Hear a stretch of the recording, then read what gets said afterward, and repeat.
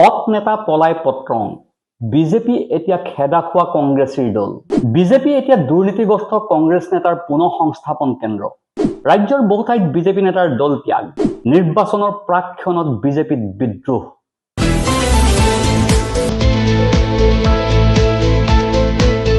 নমস্কাৰ, news one north ইষ্টৰ আজিৰ এই প্ৰতিবেদনলৈ আপোনাক স্বাগতম। আপুনি চাই আছে দেশৰ এটা অগ্ৰণী নিৰ্ভীক নিৰপেক্ষ আৰু বহুভাষিক চেনেল নিউজ ওৱান নৰ্থ। অসমীয়াত এটা কথা আছে, নাহাঁহিবি মোক মুচৰিব তোক।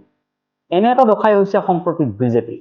হিমন্ত বিশ্ব শৰ্মাই অসমত বিজেপিৰ দায়িত্ব লোৱাৰ পাছৰে পৰা ৰাজ্যখনত পুৰণা বিজেপিৰ অক্লান্ত নেতা কৰ্মীসকলৰ অস্তিত্ব বোলা বস্তুটোৱেই নাইকিয়া হৈ পৰিছে। অসমত এতিয়া বিজেপিৰ প্ৰকৃত লক্ষ্য আদৰ্শ বিধ্বস্ত। এই কথা আমাৰ নহয়, এই অভিযোগ ৰাজ্যখনৰ পুৰণা বিজেপি। প্ৰিয় দৰ্শক, আপুনি এতিয়া হিমন্ত বিশ্ব শৰ্মাৰ সাঁতোৰাত বন্দী বিজেপিৰ এসময়ৰ গুৰি ধৰোতা ৰাজেন গোহাঁই, সিদ্ধাৰ্থ ভট্টাচাৰ্য, জয়ন্ত দাস, অশোক শৰ্মা আদিৰ দুৰ্দশা দেখিছে। হিমন্ত বিশ্ব শৰ্মাৰ উদ্যোগত নিজ দলতে এতিয়া এলাগী হৈ পৰিল বিজেপিৰ এইসকল প্ৰবীণ নেতা।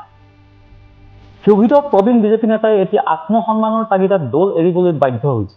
অসমত এতিয়া বিজেপি দলটো দুৰ্নীতিকাৰী কংগ্ৰেছীৰ দল হৈ পৰিছে বুলি গুৰুতৰ অভিযোগ উত্থাপিত হৈছে। কিন্তু তিল মাত্ৰ পৰোৱা কৰা নাই মুখ্যমন্ত্ৰী হিমন্ত বিশ্ব শৰ্মা। কংগ্ৰেছক দুৰ্নীতি কৰক আৰু বিজেপিত চামিল হওক, এয়াই এতিয়া বিজেপিৰ মূল নীতি হৈ পৰিছে।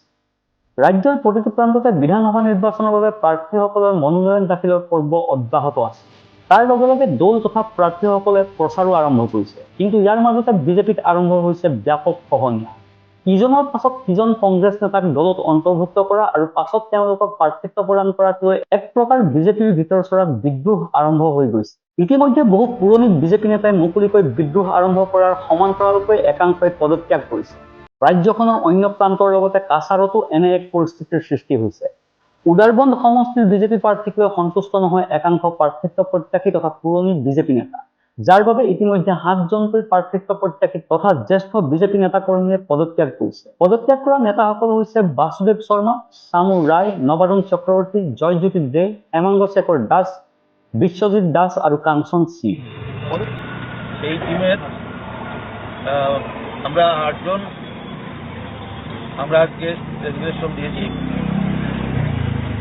এবং অত্যন্ত ভারাক্রান্ত হৃদয়ে আপনাদের মাধ্যমে জনগণের কাছে আমরা বার্তা দিতে চাই যে আমরা অটল বিহারী বাজপেয়ী আদবানীজিকে দেখে এবং ভারতীয় জনতা পার্টির যে আদর্শ, সেই আদর্শকে সামনে রেখে আমরা আমাদের যৌবন আমরা এই পার্টিকে দিয়েছি।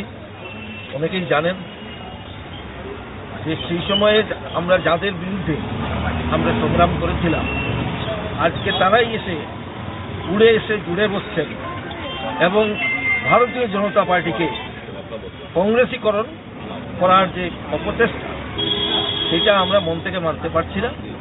আমরা অত্যন্ত ভারাক্রান্ত হৃদয়ে আজকে আমরা পার্টিতে আমাদের পদত্যাগপত্র জমা দিয়েছি। ভারতীয় জনতা পার্টি আজকের দিনে একটা রিহ্যাবিলিটেশন সেন্টারে পরিণত হয়েছে যত কংগ্রেস, আর সেই সময় যত সব ভ্রষ্টাচারে লিপ্ত ছিল কংগ্রেসের প্রাক্তন নেতারা সব ধীরে ধীরে ভারতীয় জনতা পার্টিতে এসে সামিল হচ্ছে এবং আমরা দেখতেছি এইভাবে পার্টি যে চলছে যে প্রক্রিয়া, এবং যারা পার্টির নিষ্ঠাবান কর্মী যাদের যৌবন বিজেপিকে দেওয়া ছিল তাদের অস্তিত্ব বিপন্ন হয়ে যাচ্ছে, তাদের গুরুত্বহীন হয়ে যাচ্ছে। তাই বলছি যে আজকের দিনে ভারতীয় জনতা পার্টির কংগ্রেস দলকে পরিণত হয়েছে, নামে বিজেপি, এটা কংগ্রেস ময় করে দেওয়া হচ্ছে। যার কারণে আমরা একটা নীতি নিয়ে রাজনীতি করেছিলাম যে পার্টি ইজ দ্য ডিফারেন্স। আমরা ভাবছিলাম ব্যক্তির চেয়ে দল বড়, দলের চেয়ে দেশ বড়। আজকের দিন দেখছি যে ব্যক্তি বড়, তারপরে দল, তারপরে দেশ।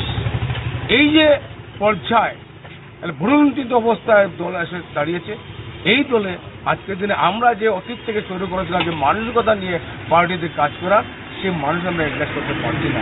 তাই আসামের মানুষ, দলের পুরাতন দলের কর্মকর্তা, অল ইজ গোল্ড মনে রাখতে হবে। আমরা এই দলকে নির্মাণ করেছি, আমরাই পরিশ্রম করে দলের ক্ষমতা এনেছি, অদূর ভবিষ্যতে তার পরিণতি ভুগতে হবে। এইখিনিতে আপোনালৈ আমাৰ এটি বিনম্ৰ অনুৰোধ আছে, এই ভিডিঅ'টো আপুনি লাইক কৰক, আমাৰ এই নিউজ ওৱান নৰ্থ ইষ্ট চেনেলটো ছাবস্ক্ৰাইব কৰক আৰু আপুনি ক'ৰ পৰা আমাৰ এই ভিডিঅ'টো চাইছে কমেণ্টত জনাওক। আপোনাৰ বাবে এইটো 1 ছেকেণ্ডৰ কথা, কিন্তু আমাৰ বাবে ই আটাইতকৈ ডাঙৰ শক্তি আৰু উৎসাহ। আপোনাৰ সহযোগিতাই আমাক সত্য উদ্ঘাটনৰ ক্ষেত্ৰত বহু সাহস যোগায়। তলৰ কমেণ্ট ছেকশ্যনত আপোনাৰ মনৰ কথা শ্বেয়াৰ কৰিব, কাৰণ আপোনাৰ কণ্ঠই হৈছে আমাৰ মূল শক্তি। Bureau report, news 1 north east.